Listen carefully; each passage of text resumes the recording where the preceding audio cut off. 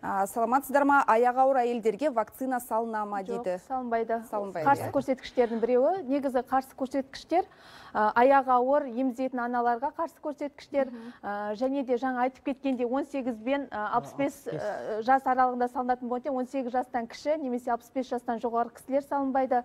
Және де осы вакцинаның құрамындағы құрамындағы затқа жоғары сезімталдығы бар азаматтар және де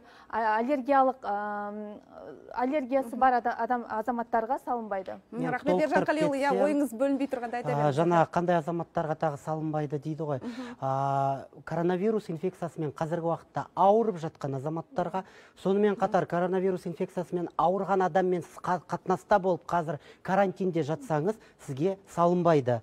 Сонымен қатар коронавирус инфекциясымен ауырдыңыз, бірақ 6 ай өтпесе сізге вакцина салынбайды. Сол себепті вакцина салардың алдында ең бастысы сіздер жаңағы өздеріңіздің тіркелген емханаларыңыздан сіздерге хабарласады.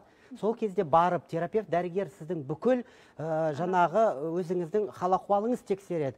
Сатурацияңызды, қан қысымыңызды, дене қызуыңызды, жағдайыңызды, психологиялық дайындығыңызды, содан кейін ғана барып шешім шығарады. Сізге көптеген сұрақтар қояды. Вакцинаны салғаннан кейін жарты сағат сіз дәрігердің қатаң бақылауында боласыз. Барлығы жақсы өтсе, сізді үйіңізге жібереді. 3 күн бойы сізге сол медицина қызметкерлері сізге хабарласып, сіздің хал-ахуалыңызды біледі. Бірақ кез келген вакцинаның өзінің бір әсері бар. Ол тек қана коронавирус вакцинасы емес, басқа да вакциналарда. Салғаннан кейін 3 күнге дейін қызуыңыз көтерілуі мүмкін.